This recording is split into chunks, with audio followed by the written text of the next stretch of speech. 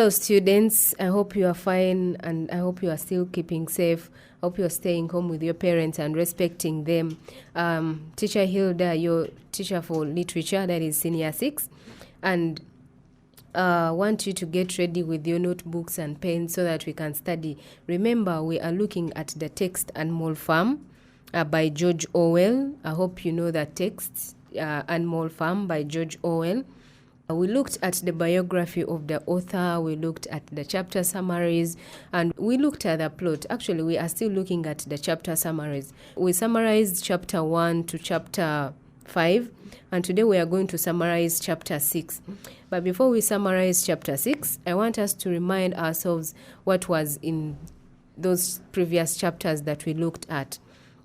So in our first chapter, we looked at Mr. John living on Mena farm. He's an alcoholic, a drunkard. The animals on the farm go to the barn to hear what old Major has to tell them about the dream he had, that they must have a revolution because man is the cause of all their problems. It teaches them a song Beast of England. So in chapter 2, 3 nights after the meeting, old Major dies in his sleep. The animals start to think about preparing for the revolution, so they come up with a system of rebelling ideas, which they called animalism. So one night, Mr. John becomes so drunk and forgets to feed the animals, and he spends the night there. So the animals rebel and they fight with him, and then they win. So it is in this chapter where we look about the 7 commandments. So when we come to chapter 3, the animals all work hard in the field collectively, and they are awarded with a great harvest. So Boxer is the hardest worker of all animals. His personal motto is "I work harder." Some animals had trouble learning and memorizing the 7 commandments, so Snowball had to simplify the commandments into 4 legs good, 2 legs bad. So in our chapter 4, we looked at Snowball and Napoleon sending pigeons to neighboring farms so that they can spread their rebellion, urging actually them to do the same. Mr. Jones sits at Red Lion Pub, drinks his problems away. So in October, Mr. Jones wants to come back and take over the farm, but of course the animals are also prepared.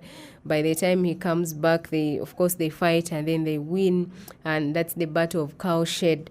So in chapter 5, we looked at Clover confronts Molly about her lack of work ethics. So soon after that, Molly disappeared.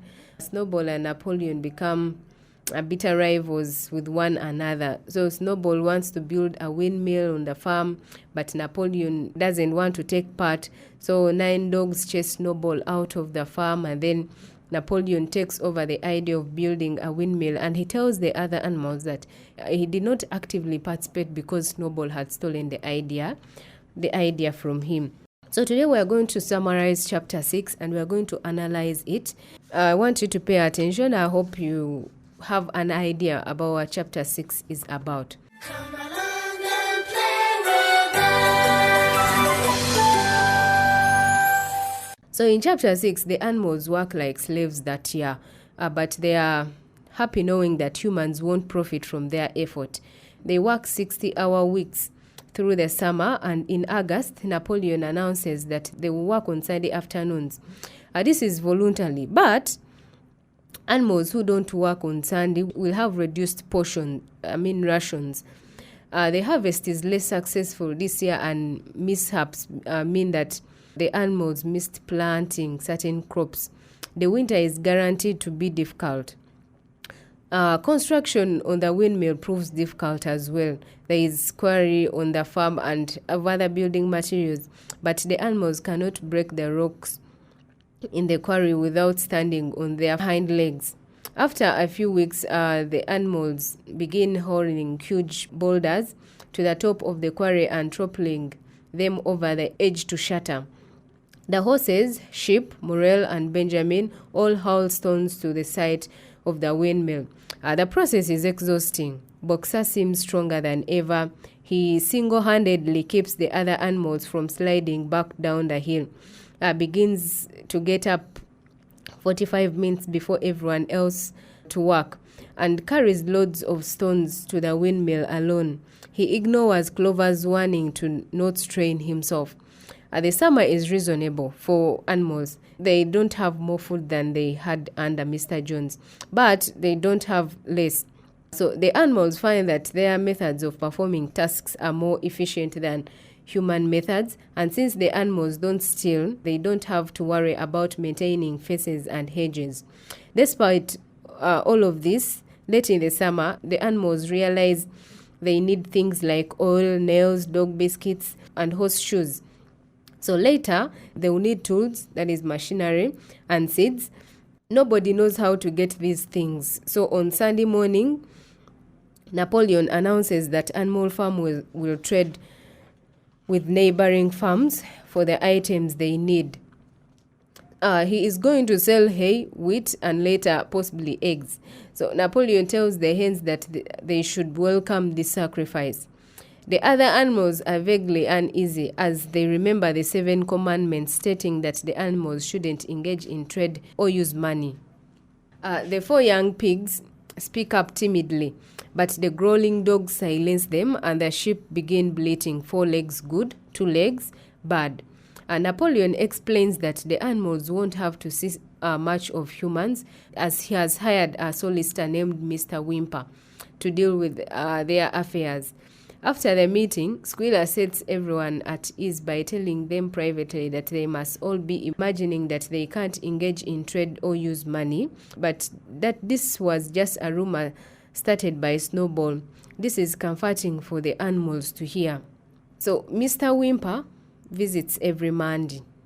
The animals avoid him as much as possible, but they do pridefully watch Napoleon on 4 legs, giving orders to a 2-legged human. Other humans hate Animal Farm more than ever. They all believe that Animal Farm will go bankrupt at some point and that the windmill will fail. But against their will, they do develop a grudging respect for the animals' efficiency. They even begin to call it Animal Farm instead of Manor Farm. Rumors circulate that Napoleon is going to strike a deal with either Mr. Pilkington or Mr. Frederick, but not with both. So he has to choose one, either Mr. Pilkington or Mr. Frederick. But he cannot deal with them both at once. So about this time, the pigs move into the farmhouse. Squealer circulates to assure everyone that it is not actually true that there was a resolution forbidding animals living inside. It's necessary, since the pigs are the brains of the farm, for them to have a quiet place to work, referring to Napoleon as leader. Squealer also insists that it's more dignified for Napoleon to live in a house. So despite Squealer's insistence, some animals are disturbed to learn that the pigs eat in the kitchen and sleep in beds. So Boxer brushes this off, but Clover remembers that there was a rule against sleeping in beds. So she asks Morel to read her the commandments about the beds to confirm, but it now reads that no animal will sleep in a bed with sheets. Initially, it was no animal will sleep in bed, but now it reads that no animal will sleep in bed with sheets, meaning they can sleep in bed but without sheets. Why? Clover doesn't remember this, but since it's in writing, she reasons that it must have always been this way. Squealer, accompanied by a few dogs, passes by and helps put things in perspective for Clover. So he points out that there never was a ruling against beds, since the word bed just refers to a place to sleep. So Clover says that sheets are the problem as they are human invention, but not the beds. So Squealer is the one that says that bed sheets are human invention. So he assures Clover that beds are only as comfortable as they need. And the pigs need their sleep since they need to keep their wits about them. If they don't, Mr. Jones might return. So knowing that Mr. Jones' return would be disastrous, the animals agree with Squealer and say nothing when days later the pigs announce that they will get up an hour later than everyone else. For them, they will be waking up late. The animals are tired but happy when fall arrives. The stores of food for the winter are low after the sale of the hay and corn, but the windmill is almost halfway done, and that bolsters their spirits. So after the harvest, the animals dedicate themselves to building up the walls of the windmill. Boxer even spends hours at night working alone, and everyone except Benjamin spends their spare time admiring the structure. So in November, however, a storm blows through. One morning, the animals wake and see that the windmill is in ruins. They run to the windmill and mournfully look at the fallen stone. So Napoleon rushes to the site and sniffles around sharply. He suddenly stops and quietly says that Snowball came in at night and destroyed the windmill. Napoleon sentences Snowball to death and announces reward for anyone who captures him. So they discover pig prints leading to a hole in the hedge near Foxwood, and Napoleon declares that they are Snowballs. So he cries that they must build all winter to show Snowball up. Come along and play with us. So I'm going to try to analyze chapter 6 and to get a clear understanding about the chapter.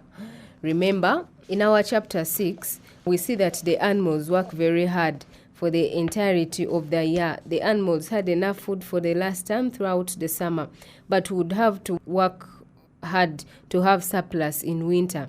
So every Monday, Mr. Wimper comes around to the farm to get orders for food or supplies. Mr. Jones, as far away from the farm as he could, to the other side of the country. So one morning in November, they wake up and the almost finished windmill is in ruins. Why? Because winter destroys it, and Napoleon says that it is Snowball that has done what? Has destroyed it, and says that whoever gets Snowball is going to receive a reward. So I'm now going to analyze the chapter. So the work on Sunday is clearly voluntary only in name. But remember, when you miss out on work, your ration is reduced. So it is only in words that you are going to work voluntarily. But in other words, it is like real work. Why? Because if you don't work, you know what happens. So, but because the other animals are so poorly educated and devoted to their cause, they can't pass out that voluntarily doesn't actually mean anything here. Further, by focusing on the idea that humans won't profit from their work, the pigs can instead direct attention to the cause. When Boxer throws himself into the windmill project, it shows how thoroughly hoodwinked he is into thinking that he must sacrifice his own well-being for the well-being of the state. In other words, he is being encouraged to put national interest above his own, with results that the novel shows later are disastrous. That Boxer is so instrumental to this process, however, means that he looks like the ideal worker to other animals who will likely try to emulate his actions. So the problem with an isolated state, the novel shows, is that it's impossible to create everything the state needs. Thus, it will at some point become necessary to trade with others. Remember, however, that trading with neighboring farms would technically be forbidden by Old Major, as he made it very clear that the animals shouldn't have common interests with humans, and trading with them qualifies as such.